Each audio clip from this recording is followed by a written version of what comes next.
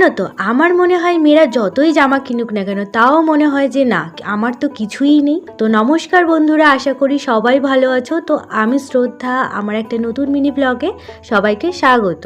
আজ আমি বেরিয়ে পড়েছি জামা কিনতে। তো কোথায় যাব সেটা তোমাদের সাথে শেয়ার করি। যাব হচ্ছে গড়িয়াহাট, যেটা আমার বাড়ি থেকে একটু কাছে, মানে দূরেই কিন্তু একটু কাছে। সেই মতন রেডি হয়ে আমিও বেরিয়ে পড়েছি। তো আমি পৌঁছেও গিয়েছিলাম, তারপরে দেখছি যে অনেক দোকান প্রায় বন্ধ। আমি গিয়েছিলাম হচ্ছে 11টার সময়। তো আমি ভাবলাম ওখানটায় হয়তো শর্ট কুর্তি আমি পেয়ে যাব, কিন্তু কিছু দোকান বন্ধ থাকার কারণে তো আমি শর্ট কুর্তি দেখতেই পাইনি, সব ফুল নলে হচ্ছে টপ টাইপের। তারপর তো দু একটা জামা পছন্দ হয়েও ছিল, কিন্তু ব্যাপারটা হচ্ছে সেগুলো ফুল হাতা ছিল না, সেগুলো ছিল স্লিপলেস। তো সেই জন্য আমি আর নিইনি, মনটাও খারাপ করেই আমি বাড়িতে চলে এসেছি। আর তোমাদেরকে দেখাচ্ছিলাম প্যান্টগুলো, আর এই প্যান্টগুলো সিল্ক মানে কটন ছিল না, কারণ এই গরমকালে তো আরোই গরম লাগবে।